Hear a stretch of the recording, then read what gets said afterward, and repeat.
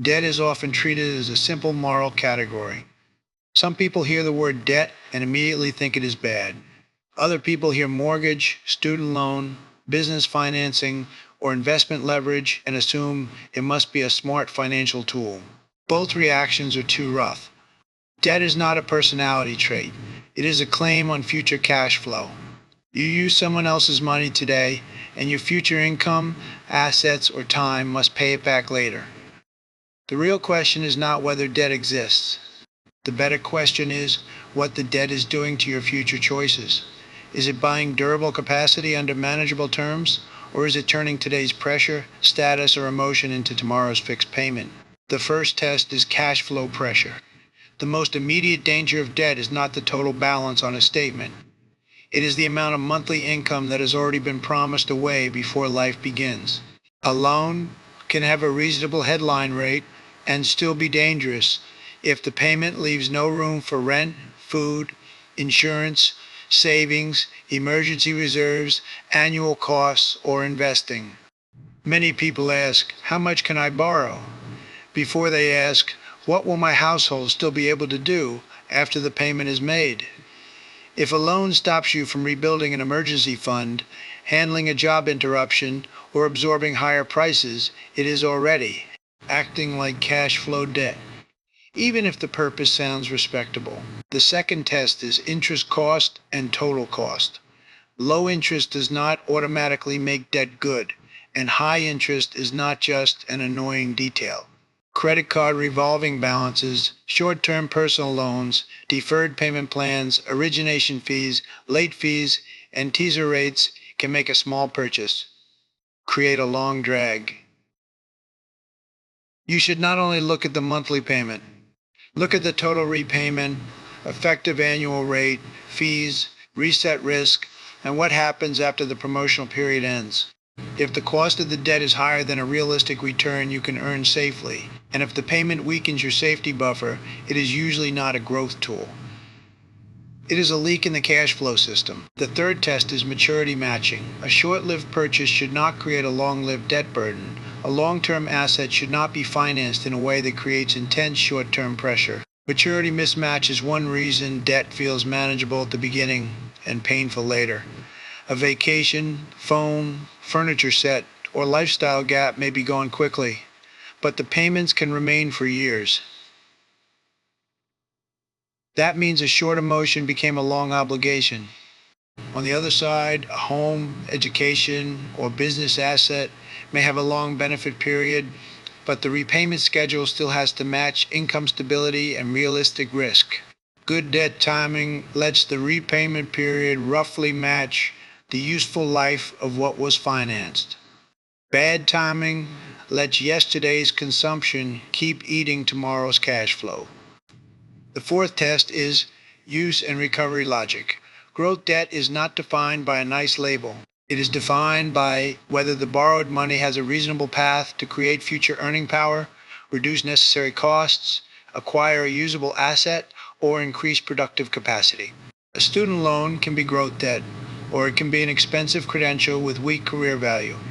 A mortgage can support stable housing and long-term planning, or it can put a family into a fragile cash flow position. A business loan can unlock proven demand, or it can turn an untested idea into a fixed obligation. The use test must be concrete. What ability is being purchased? When could the benefit appear? What conservative scenario still allows repayment? If the answer is vague, the word growth is doing too much work. A practical way to organize this is a 4-quadrant map. The first quadrant is low cash flow pressure, reasonable cost, and clear productive use. Examples might include a manageable mortgage, education with a credible career path, or equipment for a business with verified demand. This quadrant is not risk-free, but it can be planned. The second quadrant is low pressure but weak growth value, such as a small consumer installment plan. It may be manageable, but it should not be expanded casually.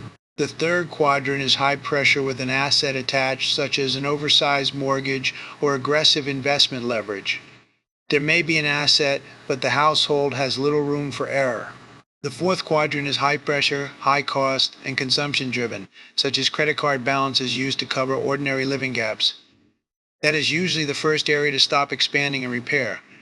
Mortgages show why the label good debt can be misleading. Some people say a mortgage is always good because the house is an asset. Others say it is always a burden because it lasts for decades. The better question is whether the mortgage still leaves the household resilient. Home prices do not rise in a straight line. Interest rates can change. Jobs can change. Maintenance, taxes, insurance, transportation, and family costs can increase. Before buying, the borrower needs to test the payment to income ratio, emergency reserve, down payment, repair costs, rate reset risk, and whether other assets still have room in the plan. A mortgage that supports stable housing under a realistic payment may be part of a plan. A mortgage that eliminates the emergency fund and stops every other financial goal becomes a cash flow cage. Student loans and career loans also require care. Education is often called investing in yourself, but not every program increases earning power. A serious test asks, does this degree, certificate, or skill have a clear career path? How long will it take to complete? Will income fall during the training period? What conservative salary improvement is needed to handle repayment? What happens if the first job after completion pays less than expected?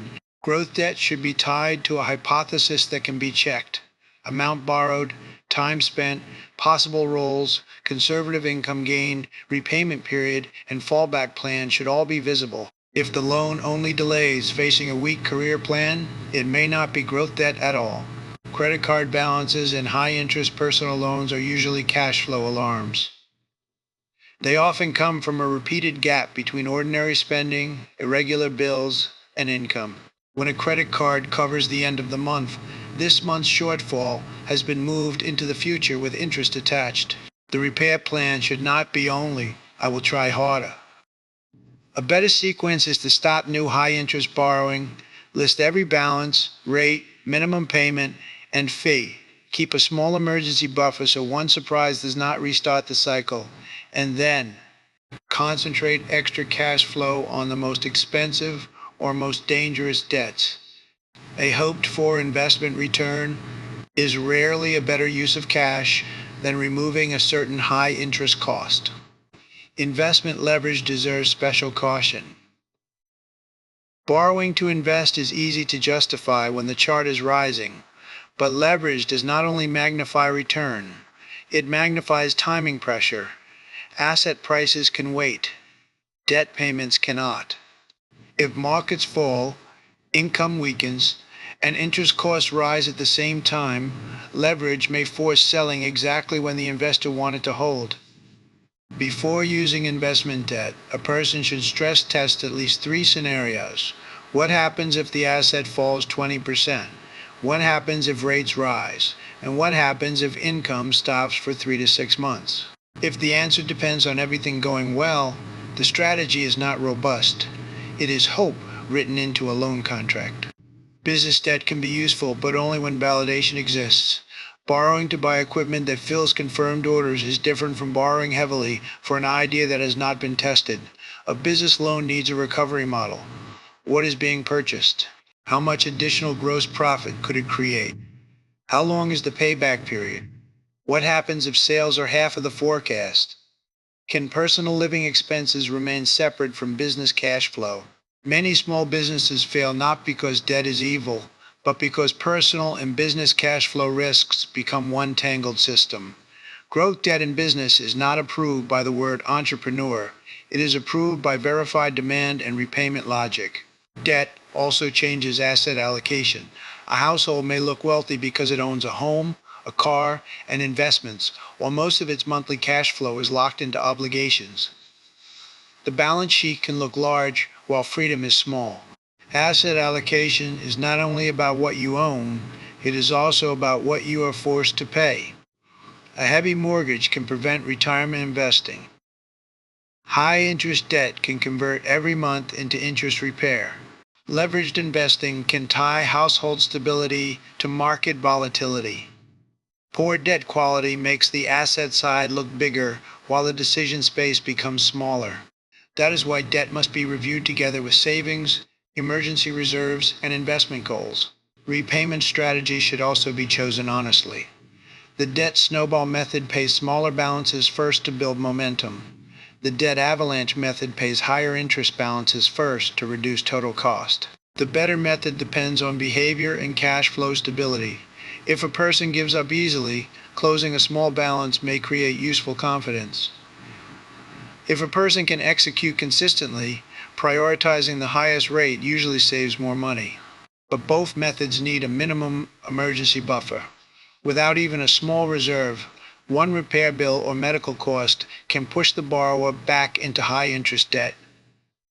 Repayment is not only about reducing balances, it is about rebuilding control over future cash flow. If you want a practical exercise, write every debt into 4 columns tonight. Column 3, remaining term compared with the useful life of the purchase. Column 4, whether the debt increases future capacity, reduces necessary cost, or only paid for past consumption. Mark the red lights, high rate, high payment pressure, use that has already disappeared, and no recovery logic. Do not use the exercise to shame yourself or defend every past choice. Use it to find the next repair point. The goal is not to become debt-free overnight. The goal is to know which debt is building a bridge and which debt is digging a hole in future cash flow.